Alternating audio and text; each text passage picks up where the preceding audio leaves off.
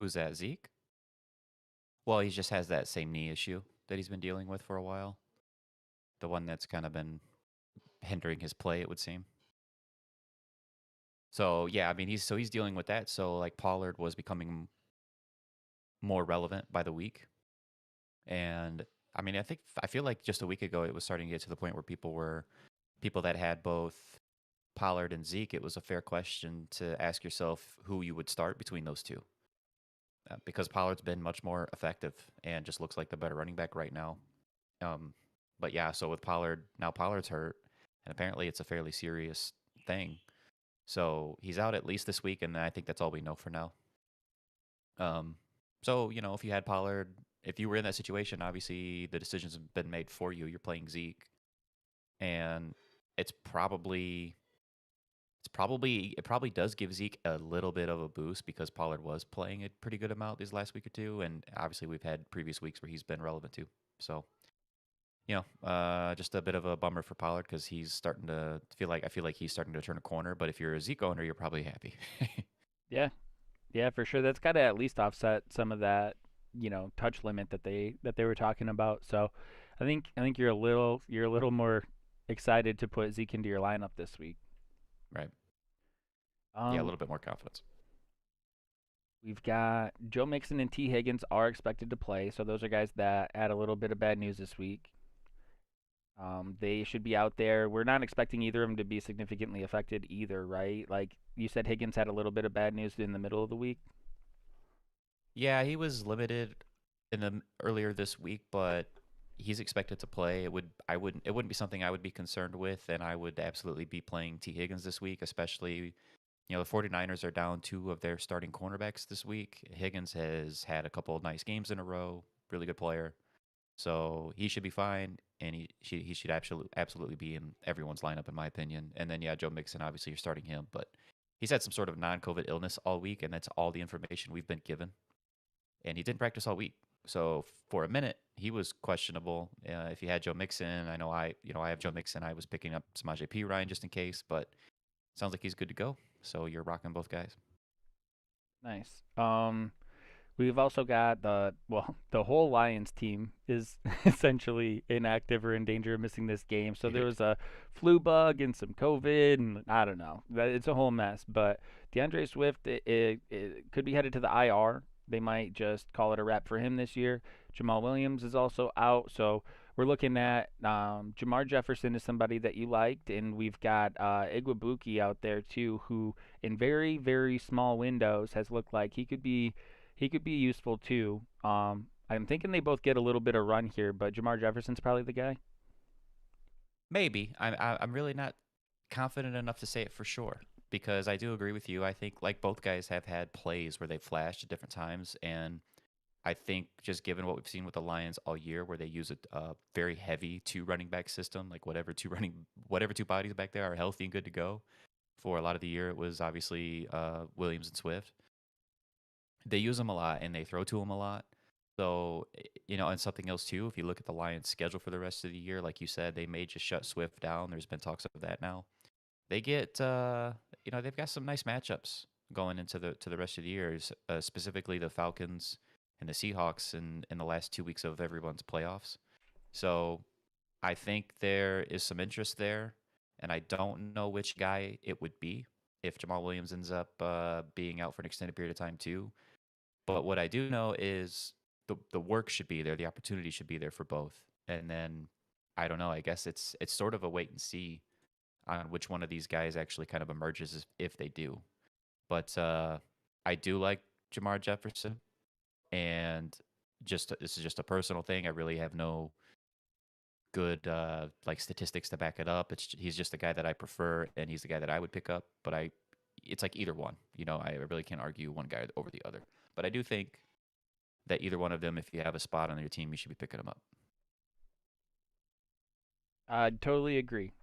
We've got another situation with some teammates here. Mike Williams is expected to play.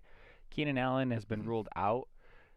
This one's a little bit interesting to me because Mike Williams looked like he might be coming out of his lull, but I think some of that lull was due to the fact that he was demanding some additional attention. So like we've talked about it early in the year, how like defenses adjust and reassign some attention. And I think Yeah. that's why like T. Higgins is blowing up right now is because Jamar Chase demanded some attention.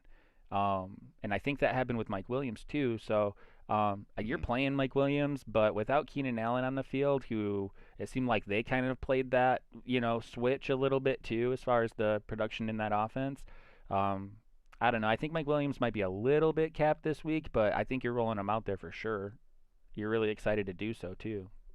Yeah, it's a thing where you can argue both sides of it, where it's, oh, well, he should have an increase in volume, so that's a good thing. But then it's also, and it's a very valid point to say, well, he's also going to get even more attention from the defense because he's now the clear and obvious biggest threat in the passing game. And you were seeing a shift of attention paid from defenses to Mike Williams more so than in the beginning of the year, because for that first month of the season, like, he had single coverage, and Herbert was just going, okay, cool, I'm going to give you an opportunity, and it was working. So defenses started shifting more, and then, I mean, we saw Keenan Allen, how, I mean, he's just been destroying for the last, what, 6 weeks or more? I mean, he's been on Yeah. fire. Oh yeah. So, yeah, so it's you can argue it on either side. Obviously, though, if you have Mike Williams, you're going to play him because ultimately it's just going to take one play, and he really should see he should be pushing for double-digit targets this week, I would think. Yeah. Um, Yeah, I one of can those see other that. receivers can make a splash play, like Guyton may catch a deep one today. Uh, Parham, Jared Cook, the tight ends might get a little more involved. Probably just for the sake of snap counts and targets that we've seen for most of the season. Cook is probably the one you'd want to bet on as like a flyer tight end to play this week if you wanted to. But it wouldn't surprise me if Parham ends up with a nice day. At the end of the day, Mike Williams, yeah, I think he should get 10 targets or more. And if he can, then I would expect him to be able to do enough with that. Yeah. Yeah, I mean 10 targets it almost always turns into a pretty nice fantasy day. You've only got there's only probably like 3 to 5 guys I'd be like, "Oh, well, that might still be like 6 to 8 points." Yeah. Yeah. So MVS. yeah. Yeah, Cole Beasley with Dawson Knox on the field. It's fair. Um which we were higher on coming in. That's kind of a surprise to us, but that's been the case. Yeah. Um, so we've got another team here. We're kind of just, I think, going team by team because some of them just have a lot going on. They do, man. The Niners. So the Oh, Niners, pleasant surprise over the last few weeks. It looks like Brandon Ayuk's been playing a little better. It does coincide with Debo Samuel moving to the backfield, which is kind of the reason I bring that up. Elijah Mitchell's been ruled out. So we're like arrows are pointing to, and some other outlets are pointing to JaMychal Hasty and Jeff Wilson being the guys. But like up until last week, or well, Debo missed last week, but up until then, like Debo was a running back. There were a few weeks where he was playing, even with Elijah Mitchell like active. So what do we do with that? uh, I I think the people that are considering playing Jeff Wilson or even Hasty are probably guys that are just in desperate positions. Maybe like guys that have had some of these bye weeks that they're dealing with that's going on this week, or injuries, COVID. Like, we'll talk about some guys, but like Daryl Henderson, for instance, just a last minute thing. I think if you're one of those, if you're in that position where you're desperate, then you can look at those guys. But yeah, I mean, if Debo wouldn't have been active, I would have felt much more confident in playing one of them. But now that he's back today and active with Mitchell out, it I'm expecting Debo to play running back again. And I think we have and to, here's the right? thing. I think so. And here's the thing too. He might be their best running back. He's their best receiver, and he might be their best running back. And to your point too, and that's what's unfortunate about this is we won't know until the game starts. But if Debo was the running back, essentially the running back again today, I really wouldn't want to play either one of those other true running backs. But I would want to play Ayuk. If Debo's receiver today, then I'm a lot less confident in Ayuk, and I would be willing to give a dart throw to one of those other two running backs, Hasty and Jeff Wilson. But I'm not excited about those two guys in particular. Ryan says, pick two, please. Hilliard, Burkhead, and Penny in standard. I'm having to start Montgomery, who may not get a lot of points today, so I need two more running backs to go big for me. I mean, if you're Yeah, talking those are some about tough going ones. big, Ben I Hilliard's one of go. them. Well, I think Hilliard might be the safer play with the upside out of all three. I think I Uh look at huh. him as having the higher floor and probably the higher ceiling, as far as like likelihood goes. But I think if you are the fact that you say like I need someone to go big for me would have me more interested in Penny than Burkhead. If you are just straight Me too. looking for upside, I think you find it there. But I think that it's not a coin flip; it's more of a dart throw. Yep, I agree. Like specifically because you're willing to accept that 2, 3, 4 point game, but for the potential of the big game, Penny is probably that dude out of that group. And I think it sucks with that Tennessee situation because now McNichols is back, so now we've got three running backs that we're dealing with in that backfield. And with Burkhead, David Johnson is out with COVID. That was a last minute announcement today too. So it's going to be Burkhead again. But we just had that last week when David Johnson was out and Burkhead didn't do a damn thing. So I can't have any confidence in playing him. And we just seen Hilliard for various reasons, but we've seen Hilliard for 2 weeks in a row have good fantasy outputs. So I feel like your hand is kind of forced. I'd have to play Hilliard, and I would play Penny. For what it's Pete worth, Carroll. too. Sorry. I was just going to say real quick. Pete Carroll did come out and say that Penny and Alex Collins were going to split work today. So if Penny can just maybe not get hurt, stay healthy for a full game, he might actually end up with a decent output. Well, and for what it's worth, too, we were all the way out on Houston's offense until Tyrod Taylor showed what he did, and then he missed some time. And when he came back, we were like, okay, we're still kind of into it. And Davis Mills is the starter now. They came out and Yeah. they said that Davis Mills will be the starter for the rest of the season. We've seen enough of Which that like it hasn't been terrible, but it hasn't offered much as far as fantasy goes either. It doesn't seem like there's been like a big focus for him, where like like Cooks, you're probably starting Brandon Cooks at some point if you've been relying on him because like he's been pretty good through all of it. But like I even expect him to take a step back, and I'm way less interested in those guys with Davis Mills over Tyrod Taylor. Yeah. Ryan picked two, PPR, Debo Lockett and Sony Michelle. I'm gonna play Debo and Sony Michelle.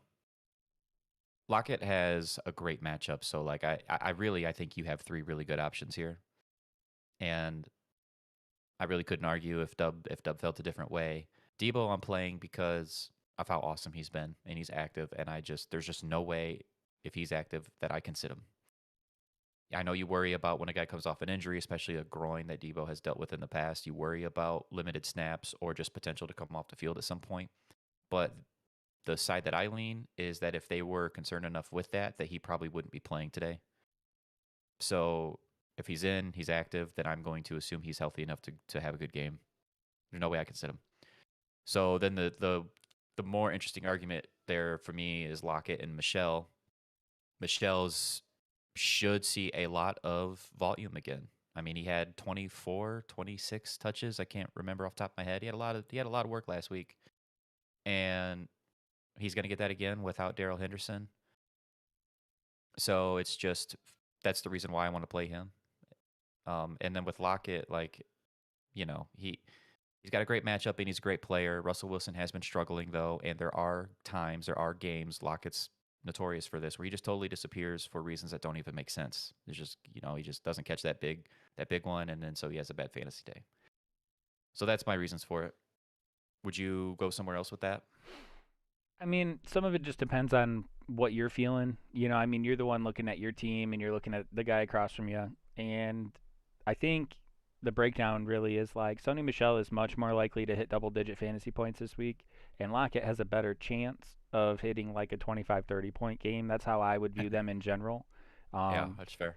Matchups considered, I think they both have an approachable matchup with the way that like Sony Michelle is used, or with the way that they use their running backs. So I think you're just looking at it like, do I want to feel like I'm taking a better chance at getting 10 to 15 fantasy points, or am I going to shoot my shot for that big game? Because Lockett has 3 or 4 of those a year. Um, Right. but I also like Debo and Michelle. I think they're all really good options. It's just like If Hmm. you feel like you need to add a little bit of juice to your lineup and you're gonna know what you're signing up for, you could consider putting Lockett in over Michelle. But I like taking the sure thing. It's hard to if there's anything that I've learned this year, it's hard to predict exactly how many points somebody's going to score week in and week out, and I try to take this. I try to take some certainty. Right. And that could be one of those. It could be one of those situations where, because we I think at this point everybody kind of understands the strategy in general. But you have those matchups where maybe you're going against like the juggernaut team in your fantasy league that week, where they're projected for a lot of points. You look at their roster, you're like, my God, this dude's got 6 guys that might go off today. Like when you're in those situations, then you can look at a Lockett and try to go for that 25, 30 point week, but just understand that it could be 3 points, Right. where Sony Michelle has a much higher floor. I will But say for volatile guys like Lockett who showed more consistency last year and really pushed him up a tier, I think, on fantasy boards. But for a guy that's a volatile play like Lockett or somebody else that you feel might be like a boomer bust, I guess is the traditional way of saying it. Um, what I think that it's hard to spot start those guys, and if you do have a Lockett, I think you're going to get more value out of running him out there as often as you can to give yourself a chance to hit some of those big games. But when we're talking about a 1 week window here, that's why we're into Sony Michelle. yeah, yeah. I mean, if Daryl Henderson was active, it would be a no-brainer to go Debo and Lockett to me, just because of the uncertainty. But just with Daryl Henderson out, man, I don't know. It would take a. I'll put it this. I would play Sony Michelle in almost every situation. I'll put it that way. Um, We're gonna I'm looking at his numbers right now. Dir- 24 carries and 3 receptions last week. It's a lot of work. Dirty Money's coming in here with a divide, Josh. I saw that. We already know. We already know. If you Listen, do look you at want Zach do you want to Ertz, trade him? Do you want to do a straight up trade right now? for Schultz and Ertz, I'll do it if you want to do it. No pressure. No let me pressure. think I'm about. just saying, No, like, if you do I'm like, thinking about. I got 45 minutes to make that choice. Let me put that one in the back of the head. all right, So, so I think Doug would probably go Dalton Schultz, and it'd be hard for me to recommend Zach Ertz over Schultz probably, just because Schultz has been. I mean, he was doing really well for you as a tight end, and then their wide receivers started to come back and get healthy for Dallas, and Schultz has been a little less involved, but he still made it happen. Even if there was a game, I think he just basically had a touchdown that made your day, but it did happen. So it's hard to want to play a Zach Ertz over him when Zach Ertz just came off a one catch game. But I will say, if I'm making an argument for Zach Ertz, Kyler Murray threw 15 passes in that game total, I believe it was. There was really no volume and output to be had for any of those pass catchers. So I think that can change. Like I'm not looking at. I'm looking at that game as an outlier. I don't think that's likely to happen against the Rams today. I think they're going to be passing more. So I mean, like I do like Zach Ertz's chances to score a touchdown any week in that offense. But Schultz has just been reliable enough that it's hard to recommend him over Zach Ertz right now. well, and they've both had a lot of Or it's adversity hard in to their. recommend Zach Ertz over him. Sorry, I'll clarify. They've both had a lot of adversity as far as like their competition for targets goes too. Like, Kyler Murray's been banged up for a while. Hopkins missed some time. AJ Green, I think, even missed a week or two. Like the same thing with the Cowboys. Cooper missed a couple games. CeeDee Lamb missed, I think, a game, maybe two. Gallup missed like a month, in the beginning of the season. So, Uh huh. like, the thing is we're starting to get to a point where all of these guys are getting on the field at the same time, and so it makes it really hard to see where either one of them are going to fit into the offense as a whole. I Right. think they're both pretty comparable. I did actually I made the joke. I mean I meant it, but I kind of joked last week. I think it was that like I like playing Zach Ertz with Colt McCoy out there a little more, but I think it's more because Colt McCoy is not going to be stretching the field out there. But both pretty good offenses and both pretty good players for where they're at right now. I think it's pretty tough. I think you're gonna look at the matchup and you're gonna just ask yourself like, who do I think is gonna score the most points? Probably. Yeah. Ryan, talking about Gallup, which I mean, I know you're playing him today, Dub. Um, the way I feel about those wide receivers, so Amari Cooper apparently for the moment being is as healthy as he has been this year, and obviously we know what CeeDee Lamb is capable of. I don't have a ton of confidence in Gallup at the same time, given the fact that it is a good offense and Dak is very capable, obviously. That Gallup could end up with a good day. I don't want to play him if I don't have to. Is kind of where I'm at with it though. I think Washington they are getting they're getting more banged up by the day. I think they're missing 4 of their defensive ends going into this game today, 4 of them. And they were actually I don't know how much attention people are paying to Washington, but the defense has been playing better over the better part of a month now. But they're starting to get to the point with injuries where it might be too much to overcome. Is Zeke healthy enough to have a big run game? I don't think he is healthy enough, but I think he is going to be out of there out of necessity, as basically as a full time player because Pollard's out and hurt, and because of that reason, you're playing Zeke. I'm not benching him, but he is not healthy. I think it's pretty obvious when you're watching him play.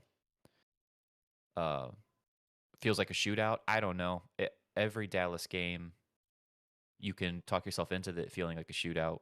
I could see this game being a bit of a boring slugfest and both offenses being sloppy. uh, so where am I at with that? I don't want to play Gallup if I don't have to, just because everybody's going to be active playing today, and I don't know where those targets are going to be distributed. And he would be the one that I would want to bet on last between CeeDee and Amari. And you even have Schultz. It's going to be like I feel like it's him and Schultz, and who's going to be the guy between them. And then Zeke, you're going to play him, but no, he's not. He's really not healthy right now. I think the hopes of a shootout are pretty low. I've been paying more attention to their offense because I have Dak and Gallup, but I think Dak's play has been inconsistent enough that it's really prevented Dallas from getting into a true shootout in any game. He's had some stretches where there's been some turnovers or just some overall bad play. And then he seems to have like one stretch each game where he puts a drive or two together and gets like most of his stats off of like 2 drives. It's been pretty rough. Yeah. I think Gallup is a guy that you don't feel as I agree. I don't feel as good about Gallup as I do Cooper or Lamb. It's more about like the fact that he just keeps finding a way to get some production, and I think He's a I good put player. him like high wide receiver 3, maybe very end of the wide receiver 2 territory. But when I say that, I'm saying it like as a with a season outlook, not a week to week outlook. Like he seems to be consistent. He seems to find some good looks most weeks, but he's not that guy that's going to go get you 20 points very often. So like if you are looking at him and you're like I need to get myself, 8 to 12 points, like I think you feel pretty decent about it. But I mean you have to just accept the circumstance that like he's the less sexy option. He's the third receiver on a team that, happens to get some good looks and tends to be pretty consistent. Gallup will probably be much more relevant for fantasy next year because he's likely not back with Dallas. He's going to go sign somewhere. And hopefully it's with the right team where he can, at the very least, be. I don't think that he can be a dominant wide receiver 1 for a team, but I think he could be a really good wide receiver 2 for a team. So hopefully he goes to the right spot next year. He just happens to be on a roster where you've got 2 very good wide receivers on that team already. And for the shootout, like for that to be a shootout, it would require Washington to put up points, right? It's going to require Washington to put up 30. I just don't know that they're going to be able to do that with Heineke and Dallas's defense being as good as they have been really for most of the year. And they're getting even healthier again. They've got a couple other guys coming back this week. So, Well, and a big blow too that they were using to they kept a few drives alive with Logan Thomas. yeah, speaking about that too, Curtis Samuel, I know we mentioned him last week, but it's another week of without Logan Thomas now, and McKissick's out again this week. Yeah. So Curtis Samuel should. I'm not starting him this week. It's still another wait and see, but he's got to get it done this week in order for me to start buying in. And if he doesn't, if it's a really disappointing game, then I don't know. I'm probably going to look at Samuel as it's just maybe not going to happen for him this year. I wouldn't be like where I drop him just yet because of Logan Thomas not basically he's out for the rest of the season now. But I would hope that Samuel could at least have a pretty decent statistical day today. Yeah. Yeah, I'm hoping for him too. I know they've been going really slow and steady on trying to ramp him up. So Mhm. we'll see what that turns into. It's probably going to twist their arm a little bit. Yeah, even if they did want to keep him, at a pretty low usage rate, I think they're going to push him a little bit more this week. Might be a little bit of bad blood in this game today. I mean, it's Washington and Dallas, so you already have that. But did you see McCarthy in the press conference saying that they're going to win this game? That was yesterday, I think it was, or the day before. No. Yeah, he's like, I'm pretty confident we're going to win this game, and then we're going to move on. And then Ron Rivera apparently had himself a highly motivated speech to his team after that. It was reported from like Ian Rappaport or Schefter or somebody. It's like a whole thing going on here now with these two teams Well, Dallas is coming off a couple pretty rough weeks. I don't know why you'd come out and fire up your rival. because he's a dumbass. He's a bit of a dum dum. Listen, But Mike McCarthy, I know you're used to this, all right? But when we talk about NFL rivalries, which don't seem to mean as much as like maybe a college rivalry, but like you got yourself the Cowboys and Indians out here, and they've been fighting since the beginning of time. yeah, yeah, he might have lit a fire under Washington Yeah, this for week. sure, for sure. And I'm not messing with Ron Rivera. That dude, I mean, No, no. I know. That's like a coach you wouldn't want to get fired up, I would think, Yeah, because he's gonna get his players. He's probably gonna get. I imagine he's good at getting his players motivated. He seems to be one of those players coaches. I always play like him. I don't know, man. Maybe Washington comes out here and just puts it on the Cowboys today. dude. Ron How Rivera been real like today? definitely lifts weights, and he also beat cancer. Okay, I am not fucking with him. Right, right. Yeah, man. I think he could potentially. I think he could have himself a decent game today. Um, it would depend on what other options you would have at tight end and who I would want to play over him because there's definitely a group that I would want to play ahead of him. But if you're looking at like the Tyler Higbees, I don't know, Evan Ingram's, like if you're looking at those guys, I'm putting those guys behind him. Um, I'm not gonna take one game where he wasn't very involved and didn't do much. I'm not gonna take that and just write him off for it because just the week before that, everybody, including myself, thought that he could really do something with his opportunities. They're playing Kansas City today, and Kansas City's defense has been much better for whatever reason, but they've also benefited from some nice matchups too. I would play him. Like I would be willing to start Foster as my tight end, but like I said, it would just depend on the other options I would have. I don't necessarily. I would love for that game to be a shootout as well. I have Patrick Mahomes, and it's been a real struggle for about 6 weeks. I would love for that game to be a shootout, Yeah, but same. yeah, I don't know how confident I feel in it just because of how bad Kansas City's offense has been. If there's one thing we can say, the last game, the Kansas City had had your traditional Kansas City game that we're used to on offense. It was against the Raiders like what a month ago or something. So hey, maybe Mahomes can go for another 400 yards and we can get ourselves another shootout today. Well, what's interesting about it every time they play these two teams play each other, excuse me, is like for the last what two off seasons, the Raiders and the Broncos have tried to mirror Kansas City, and I think when you watch the Raiders play against Kansas City, it's more on their minds than even normal. But you remember, was it last year when the Raiders stunned the Chiefs and they ended up beating them? And it was like a good weather outdoor game. I think it was Kansas City. They were playing in Kansas City actually. Like Ruggs had the big touchdown, and like the Raiders were in it. And it kind of has me wondering, like, if their mentality is to keep up with the Chiefs, if that's their approach, and they're going to open up the offense maybe more than they do against other teams, like is Deshaun Jackson a flyer? He is a flyer, yeah. I really wouldn't want to do it. It's like that. What do they call that? Like when you're punching up or whatever. Like if you're playing that team, it's like what I was saying earlier. If you really need a boom play, I mean, how could you get much more boom than Deshaun Jackson? Right. Just because it's one catch makes your day, and then if he ends up with a couple of them, then holy shit, you got 25 points and he had 3 catches or Well, whatever. listen, another boom play that I was totally for a few years ago. Seth Meyers played for the Raiders. Okay, if you're feeling that Seth Meyers itch, it might be worth considering. In our deep league, so we're in a 14 team deeper league with 2 flex spots as well. I was thinking about Deshaun Jackson this week. I'm like, maybe I throw him out there. Just all I need is one. All I need is one, and it makes it. I And would, he sure, I would, but I I mean, a bring it 10 up. team or something like that, I don't want to.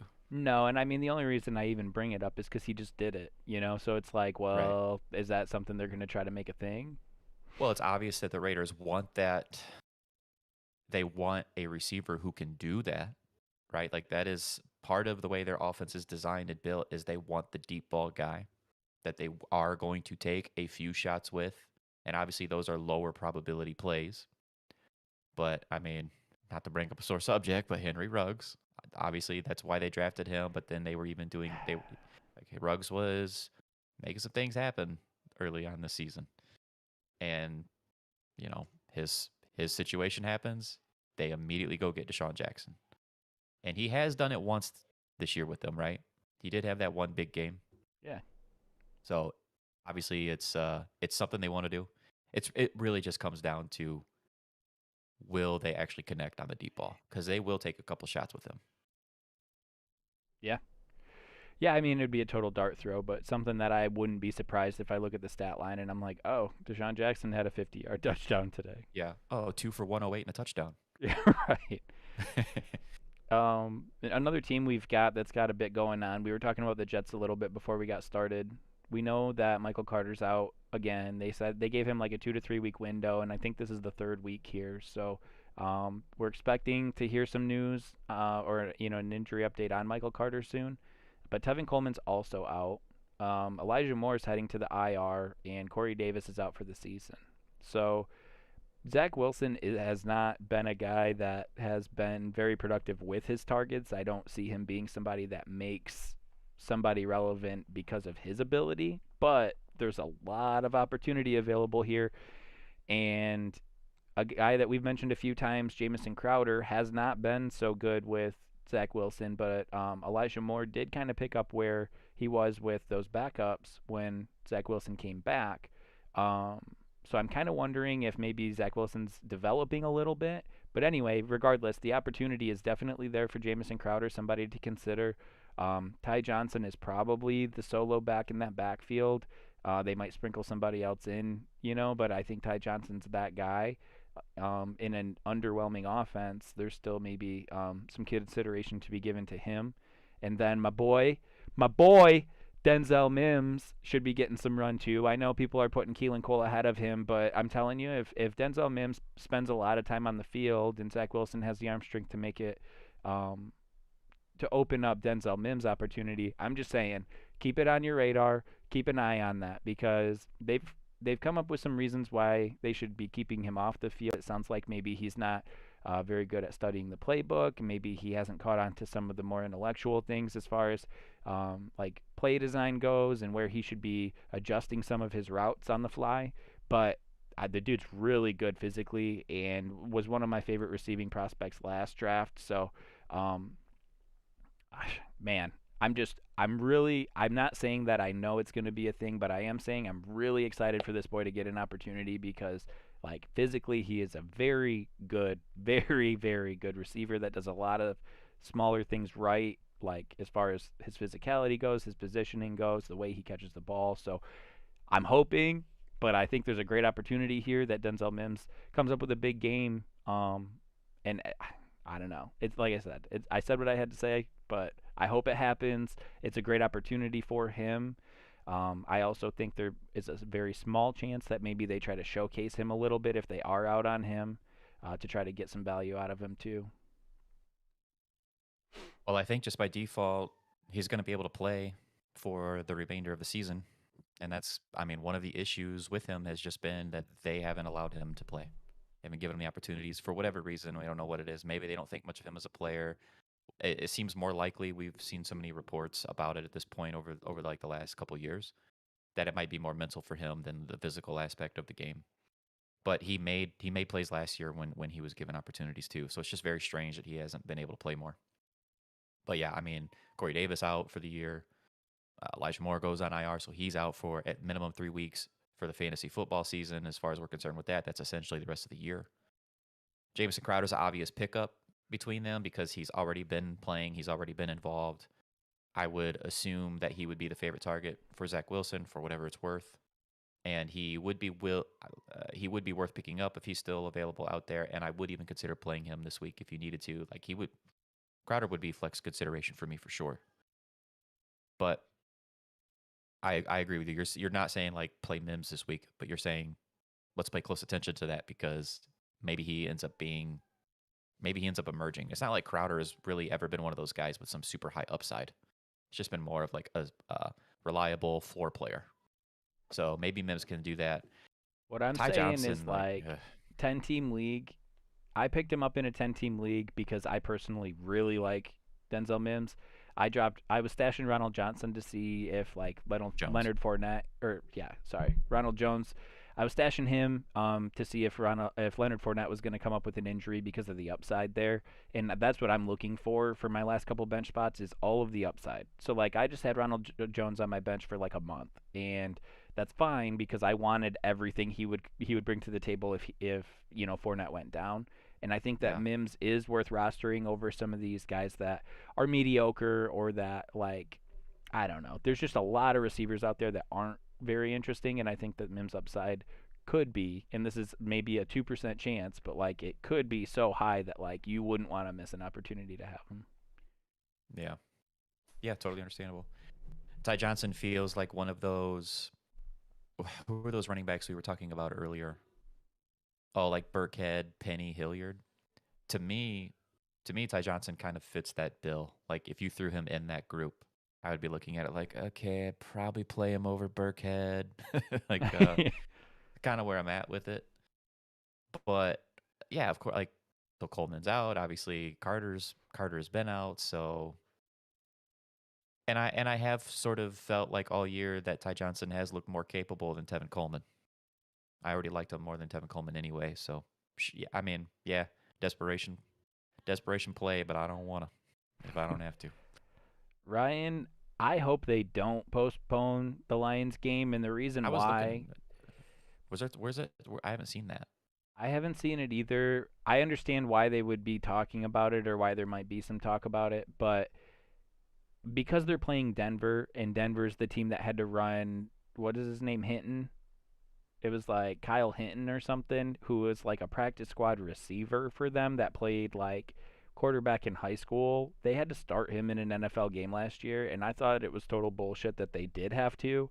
But I feel like if you set that precedence, like, and Denver was the team affected by it, I kind of just hope that they roll with it and we can move on and we have an excuse to lose this week. That's kind of where I'm at with it. I know they postponed the Steelers-Ravens game after that Denver issue. It was like 2 weeks later, and I thought that was bullshit too because they were division rivals and they were both fighting for the division in the playoffs at that time. But like, it's just the NFL. They do what they want. The running back would be Jamar Jefferson. I think Igwebuike, if they're going to run a two-headed monster still without Swift and Williams, could offer some value that no one's really talking about. I like him in a very small sample size. He's shown that he runs incredibly hard, and he's always trying to fight for a few extra yards, and he's always keeping his eyes downfield for a big play, from what I've seen. And like I said, it is a small sample size. But if you do see that they're willing to run both of them, I think that I would also be interested in Igwebuike. But I think Jamar Jefferson's the guy right now. Yeah, it's a tough one. It's a tough call to make with those running backs because the truth is I don't think any of us really know at the end of the day. We're sort of just trying to make our best guess based off what we've seen those two guys do so far this year and the very limited amount of work they've had. And then like with Jefferson, his college film too. I lean Jefferson, but I don't have a strong opinion on it between one of the two guys. He's at least got the first dibs on opportunity, which is a good thing because he can go out there and do enough to not lose that edge or show enough that he could be the guy. And like it's a wrap. But he gets the first. He gets at least gets the first shot. Yeah. I'm going Mooney, man. He's been on a heater. Yeah, so Darnell Mooney, Jarvis, Kareem Hunt. It's a great question between those three because it is a difficult question. Uh, what I like about Mooney, I like him. He's really good. I think he may end up being he potentially may end up being Chicago's #1 next year for whatever that's worth because it seems like Robinson's probably on his way out. Allen Robinson is active though; he is back for this game, and obviously Justin Fields is back, which is I think it is a good thing for those wide receivers because Justin Fields is willing to take deep shots, and if I think that might be his best throw too. I think his deep ball might be better than anything else he does. Uh, so I do really like Mooney. I would certainly be willing to play him. The thing was with Jarvis, like Jarvis just came off of a 6-catch, 100-yard game against Baltimore. And he feels like that guy that you don't want to play. Like the really like just another one of those uninspiring guys that you don't want to play, yet figures out a way to get it done. Yeah. He certainly feels a lot safer to me than Mooney does. Then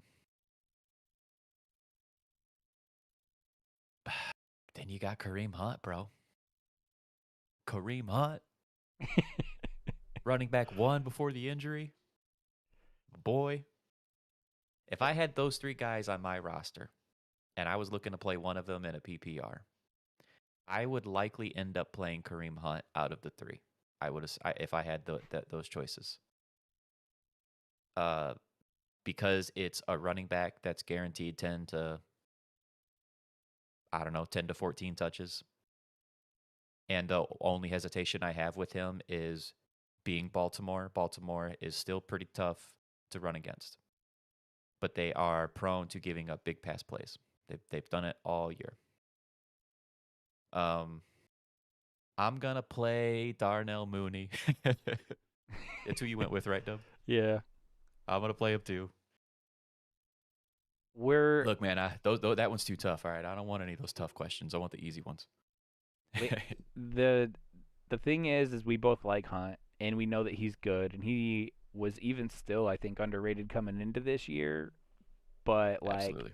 we're also, I think both of us, I know I am just a half step short, and you were on him early, like before people were really talking about Darnell Mooney. But I think we're both probably a half step short of just like all out, flat out loving Darnell Mooney. Like he's been good. Yeah. Yeah, well, it's the inconsistent quarterback play. It's the randomness of the quarterback play, and you don't know what you're going to get. Andy Dalton, I mean, if Andy Dalton was starting today, Darnell Mooney would not even be in consideration for me. This is a fool me once, fool me twice situation because I liked Andy Dalton's first week back. I still was recommending to play Mooney, and then nothing came of that. I'm like, okay, I'm never relying on Andy Dalton again. Now Justin Fields is back, and so I feel so much more confident in Mooney. Not because I think Justin Fields is some awesome quarterback right now in his current state and his ability to play, but I do think he looks for Mooney, and I think he's capable enough that he can get him enough good quality targets that Mooney can make something happen with it. And maybe Green Bay can score some points and turn that game into a little bit of like something where Justin Fields has to throw the ball. Yeah. And they're still missing Jair Alexander, which is big. Just feels like this is a week, man. Just feel like a Mooney touchdown is coming this week. I feel like I can feel it. We've got some other stuff that I think might be a little more advertised, so I don't know how much it might change for you guys this week, but Kamara's expected to play and Mark Ingram's out, so that could be a really good game for Alvin Kamara. Oh yeah, it's gonna be good. Yeah, against the Jets for Nick. He's gonna be good. I apologize in advance if you're going against him in your leagues. Thank you for that. Are you playing against him this week? Yeah. Yeah, it's gonna be a tough one. Well, yeah, that's happening. Julio's activated. Listen. He had one good game. He's looked good in very few and far between instances. I mean, I think you could do worse. in your starting lineup than putting a Julio Jones out there, but I think my expectations are pretty low right now until we see like a really nice game. And they still don't have AJ Brown, right? So it's an extra opportunity for them. We'll see what happens. It's been a bummer because like going to a new team, the best thing that you can get on a new team is time, and he's missed a lot. So Yeah, I don't know. I mean, I don't think it's going to be a huge game, but I think he's a guy that you're looking at like probably have to put him in your lineup depending on your roster. I think so. I think you can play him like you said without AJ Brown. It gives you probably just a little bit of confidence, and at the very least, Julio is the clear and obvious number one threat for them, and Tannehill knows that. I am only worried about his hamstring. That's what I am worried about with Julio. When Julio has been out on the field, he has looked pretty damn good, I think. But this hamstring is just something he can't get over. I was reading online today with the Twitter doctors. A couple of them, their opinion is that it won't be something he gets over. That he will just continue. I think one of them referred to it as a chronic hamstring issue, which I have never even seen before. Woof. Yeah, so it's scary because all it takes is like one play where it feels wrong and he comes off the field to get checked, and then you don't see him again. And so, like, of course, that's a huge worry. But you love the matchup with Jacksonville. Jacksonville's defense, as obviously there's not a good team, and there's a lot of bad going on with that team as a whole right now with their coaching staff and everything else. But their defense has probably played a little bit better at times than they'll get credit for. It's still not a matchup though that I'm at all scared about or turning away from. Like, I'm looking at them playing the Jags. I'm looking at Julio, who should have the obvious opportunities, and I'm totally willing to play him. The only way I'm not is if I have, like, obviously you haven't had Julio for a while, so he hasn't been a guy you've been relying on. And if you've been winning without him, that means you've got some other good options, and so you're probably just going to wait, and wait and see what happens. But in a lot of circumstances, though, I'd play him. I was even considering, we have late trade deadline in our league. I don't necessarily know that he probably wouldn't be a bad guy to try to go trade for and just not have to pay a lot, obviously. Because I don't think he would cost that much to get in a trade, and just the potential for the rest of the season, what could be, it would just be probably worth, taking a shot on. But yeah, that's where I'm at with it. I would play him if I'm looking at some, I don't know, I guess you'd have to look at some names, but like Russell Gage, for instance, let's just start there. He's been pretty productive, but if I'm looking at a Russell Gage against Carolina or Julio Jones, I'm playing Julio Jones. And once I start getting down to those guys, the Crowders, Jerry Jeudy's, Guytons, I'm playing Julio Jones over guys like that.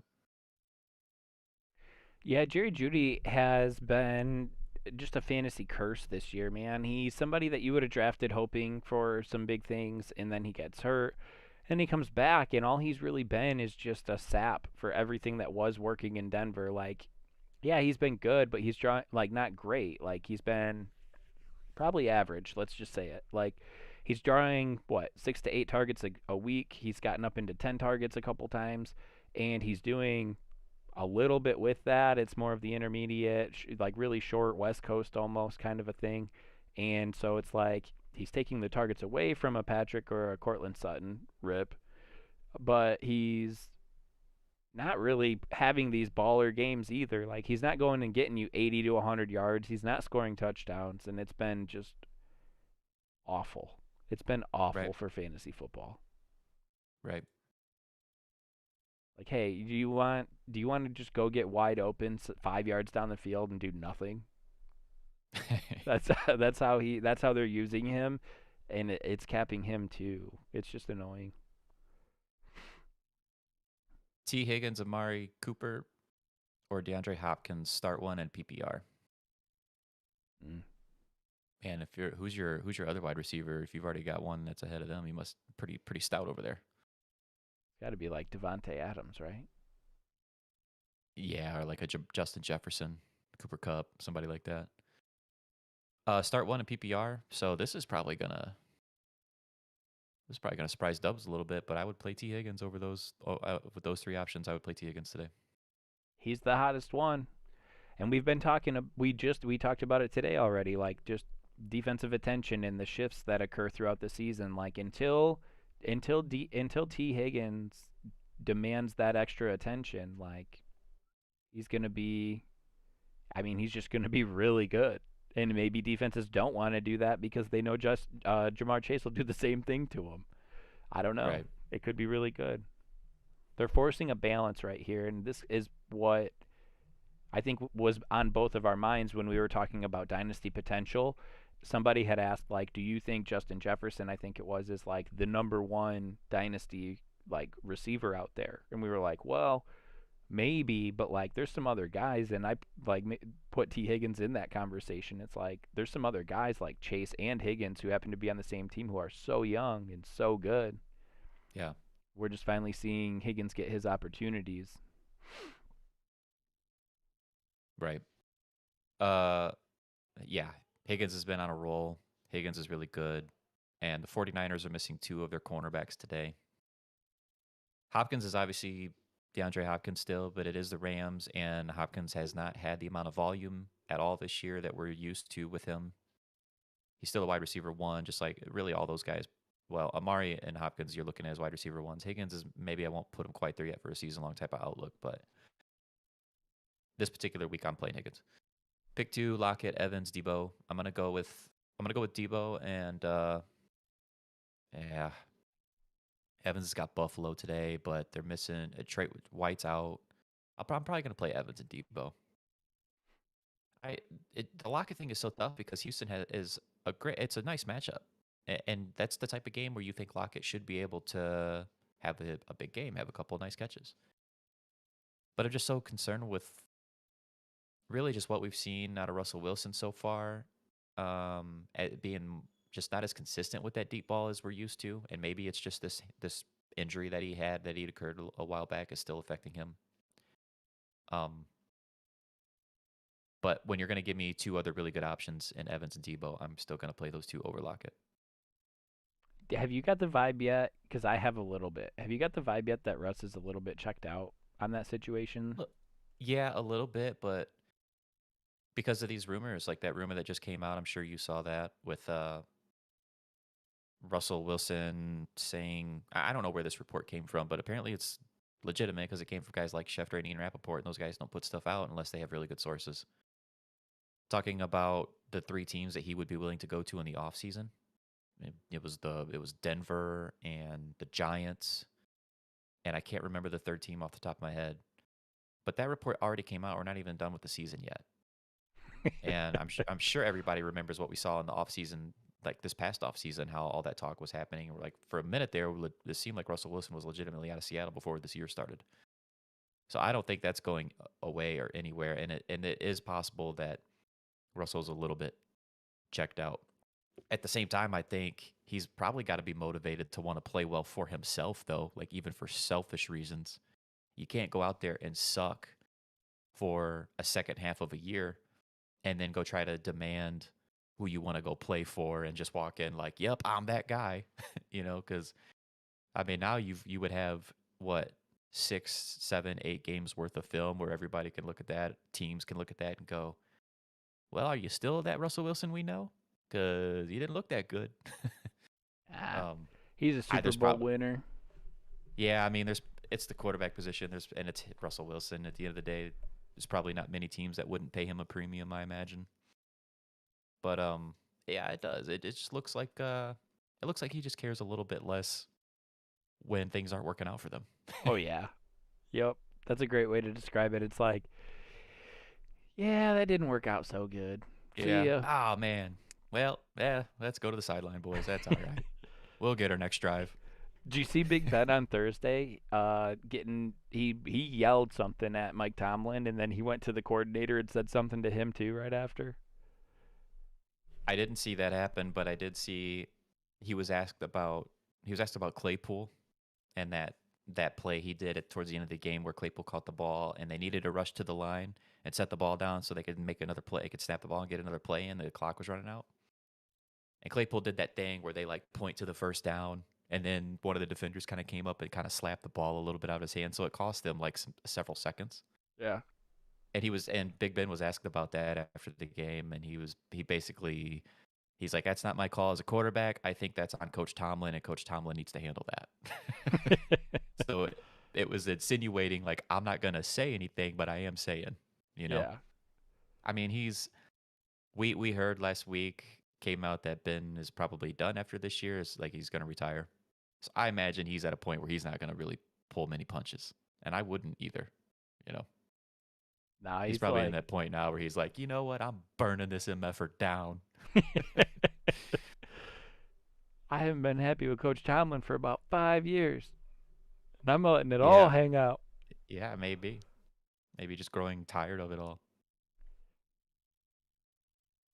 Is there anything we didn't get to? A couple smaller things. We had, what did we have? Waller's out. We know that. We kind of touched on that with Foster Moreau. Um, Melvin Gordon's expected to play. Javonte Williams had a pretty nice game when Gordon was out. So I think that we both like Gordon more than most people, but at the very least, it's probably most noteworthy to know that Javonte Williams is not going to be that lead back anymore. They're probably I imagine they're going to go to another 50-50. Yeah, I would be playing. I think I'd play Williams this week, no matter what. I like the matchup. He did so well last week. I can't imagine Melvin Gordon is 100%. And I don't know if we're going to see a shift this week or not in snaps a little bit, but maybe we do. I'm just not sure how you would bench Javonte Williams. You'd have to have, just given it's that he plays the running back position, and most people don't have 2 or 3 really good options. I just don't know how he's not at least in flex consideration for most teams.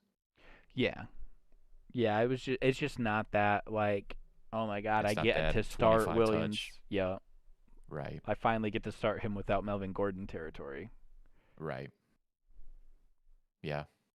And we've got Chase Edmonds is a game time decision on Monday. They activated him, but they're still not committal to whether he's going to play or not.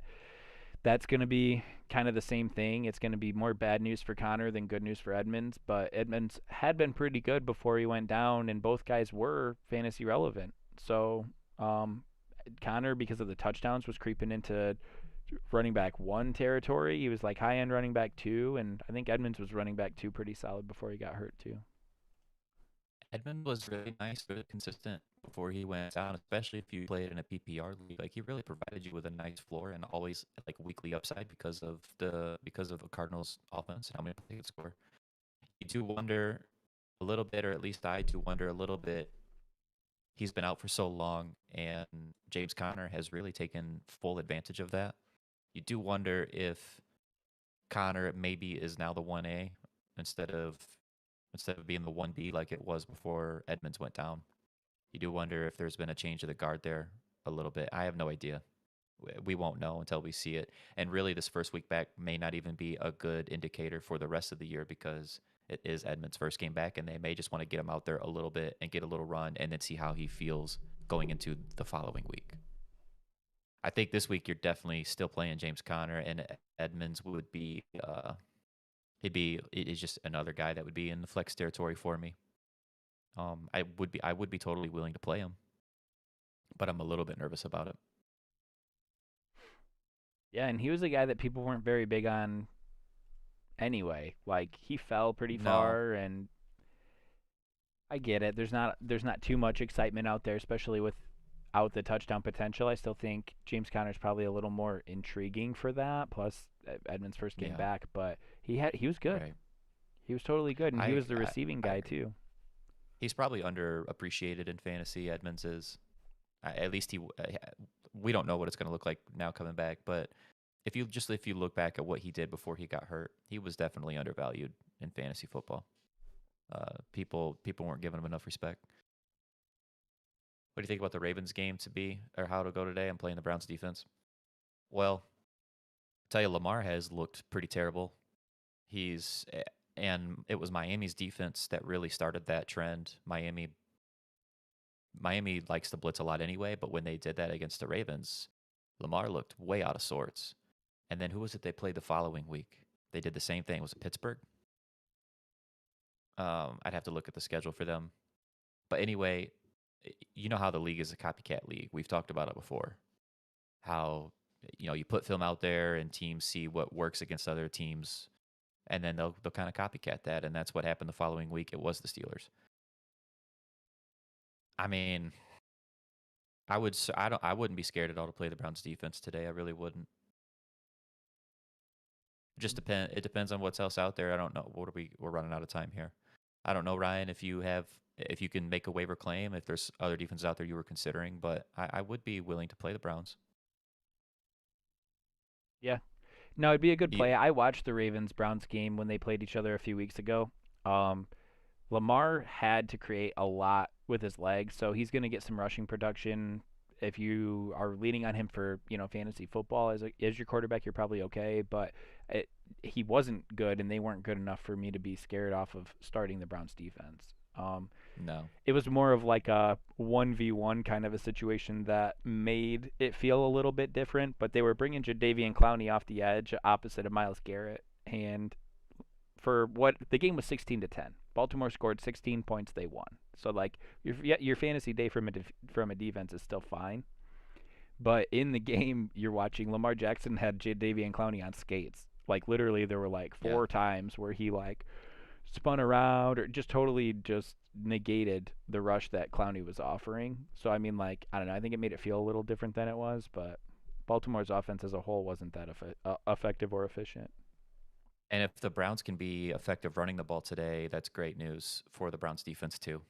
You've got a healthy Kareem Hunt, so that if him and Nick Chubb can make things happen today, they're going to get a lot of work. The Browns are going to, if they can, they're going to want to control clock and run the ball as much as possible. So if you can give the Ravens limited, limited amount of work on the offensive side of the ball, and given Lamar's struggles lately, yeah, We're talking about the big plays that the Ravens defense allows and the fact yeah, that there have been some injuries from both players involved, Baker and DPJ. I think they're both a little healthier than they had been. Kind of interesting little dart thrower flyer on DPJ this week. yeah. I thought that too. It's so hard to want to pull the trigger on a guy like that, right? Yeah. But yeah, exactly what you're saying is why I thought that too. Like, man, the Ravens have been so susceptible to the big play. Didn't they lose another corner? They I'm did, not right? sure. Oh I yeah, c they did. Marlon Humphreys. Yeah. Done. And he was So their good one. who their big play guy is obviously DPJ. So yeah, it would totally. That's a guy I couldn't play in fantasy. That's that typical. Like I'm creating a daily fantasy lineup on DraftKings, and I throw Peoples Jones on there. Yeah. Because he's super cheap, and you hope he makes a big catch. Oh shit. I got to do that. What's that? I got to win my money back, bro. Oh well, now it's 1 o'clock. You better get on that. Listen, I didn't even get into the money what was it, 2 weeks ago? I'm trying to turn this 6 cents into $250 again. Yeah. I didn't even get into the money, but I knew you know how it goes. It's like you have a bad week, but it's because you're shooting for the moon and then like Well, the common guys end up hitting. right. Have you ever looked at when you're in those daily fantasy tournaments, like the $20 Millie Maker, for instance? Have you noticed how much you can go down or move up off of 10 points? I mean, it's the 10 points is the matter of not winning any money to being way up in the money. Oh yeah. It's so close of like all it takes is just one wrong play and you're out. You know, it's very difficult.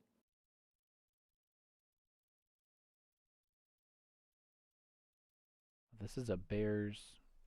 Well, I think it's. I mean, we have kickoff. Yeah. Thanks, Ryan. Thanks for coming in and keeping chat active. Appreciate it. Good Thanks, luck to Ryan. you. Hopefully, we make some good calls today. But yeah, I think we're probably good to wrap it up. Got the games going now. Yeah. We'll Yeah, see let's if we get can out have of here. ourselves a good day. Go enjoy some football. I'm going to go we're starting the process of rearranging 3 rooms. We're going to move one to the other, to the other, to the other, but making room for that. For the freaking, what do you call it?